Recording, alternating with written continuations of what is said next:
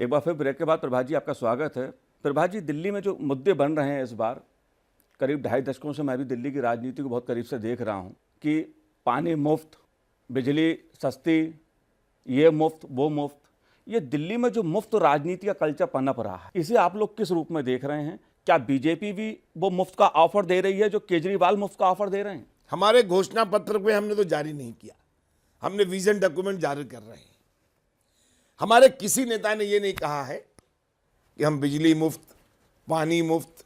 नरेंद्र मोदी जी की ये संस्कृति नहीं है कार्य की। एक भी जगह उन्होंने गुजरात में कभी यह नहीं कहा, हाँ ये कहा कि 24/7, 24 गुणित 7, 24 घंटे बिजली देंगे, इसका प्रयत्न करेंगे।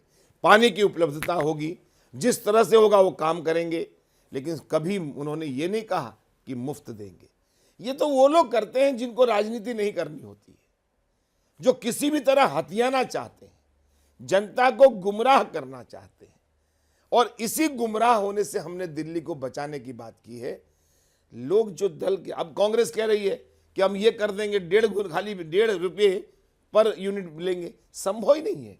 और ये बातें वही कर सकते हैं मनोज जी जो सत्ता में नहीं आएंगे, उनको कन्फर्म है। और यही घोषणाएं कंफर्म करती है कि वो सत्ता में नहीं आएंगे, क्योंकि संभव ही नहीं है सब चीजें। हाँ, जनता की सुविधा जो प्राथमिक है उसके लिए काम करेंगे। 24 घंटे बिजली आवश्यक है, कम दर पर, मुफ्त में नहीं, कोशिश करेंगे, उसकी सब्सिडाइज करेंगे, आय के आधार पर करेंगे, उसका अध्ययन करेंगे, वो देखने की बात है, जरूर करेंगे। लेकिन हाँ, ये तो जनता का भी अपमान है। कोई जनता कहती है कि मैं पैसा नहीं दूंगा, मैं भिखारी हूं। क्या जनता यहाँ की भिखारी है? सब मुफ्त करेंगे? ये क्या कहना चाह रहे हैं? इसलिए ऐसा न करके हमने भी एक नीति बनाई है, सब्सिडाइज रेट पर धीरे धीरे जिसकी आमदनी जैसी होगी वैसा काम करेंगे। पिछले 1 साल में दिल्ली ने टकराव की राजनीति को देखा। दिल्ली में आम आदमी पार्टी की सरकार थी कांग्रेस के समर्थन से, और केंद्र में यूपीए की सरकार थी। रोज धरने प्रदर्शन की राजनीति दिल्ली में हुई। मान लीजिए अगर दिल्ली में सरकार बीजेपी की नहीं आम आदमी पार्टी की बनती है, क्या नफा नुकसान दिल्ली को होगा? हम ये मानने को इसलिए तैयार नहीं होंगे कि हम दीवार पर लिखी हुई इबारत पढ़ रहे हैं। जनता पूरी तरह मूड में है कि देश के मूड के साथ जुड़ो। आप पार्टी है क्या? जनता ने एक बार कांग्रेस से नाराज होकर उसको जरा सी सीटें दे दी, कभी कभी होता है। लेकिन जनतंत्र में जनता बहुत परिपक्व होती है। उसने सिर्फ 8-9 महीने में समझ लिया क्या है। इसलिए यह बात तो मैं मान ही नहीं सकता कि केजरीवाल आ गया। और दूसरा, दिल्ली अराजक नहीं है, दिल्ली अराजकता नहीं चाहती है। इसलिए अराजक जो स्वयं कहता कि आई एम एनार्किस्ट, मैं एनार्किस्ट हूं, मैं अराजक हूं, और अपनी तुलना महात्मा गांधी से करने लगता है और दिल्ली की जनता को अंग्रेज समझने लगता है, तो ऐसे लोगों से आगाह करना हमारा काम है।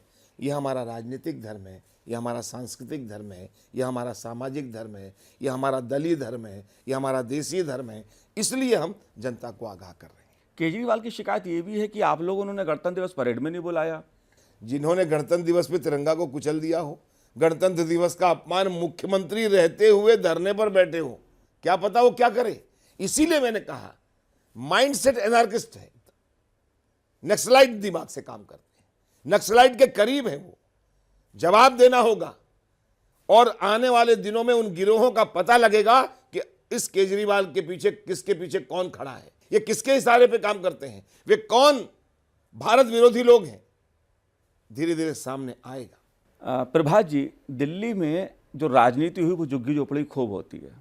कांग्रेस का लंबे समय शासन रहा, बीजेपी 5 साल शासन में दिल्ली में रही। झुग्गी झोपड़ी वालों को कुछ मिला, बहुत कुछ नहीं मिला। आज भी तमाम जगह हम झुग्गियां देखते हैं दिल्ली में। केजरीवाल तो बड़े बड़े ऑफर दे रहे हैं झुग्गी वालों को। आपकी पार्टी का विजन क्या है झुग्गी झोपड़ी को लेकर? आप पार्टी 5000 शराब की बोतलें पकड़ी जाती है और झुग्गी में बांटने के लिए बांटी। वो शराबी बनाना चाहते हैं, वो कबाबी बनाना चाहते हैं, वो गरीब को खरीदना चाहते हैं। हम 2022 तक प्रधानमंत्री माननीय नरेंद्र मोदी जी ने कहा है कि भाजपा का ये ऐलान, जहां झुग्गी वहां मकान। एक सपना है कि झुग्गी मुक्त भारत हो।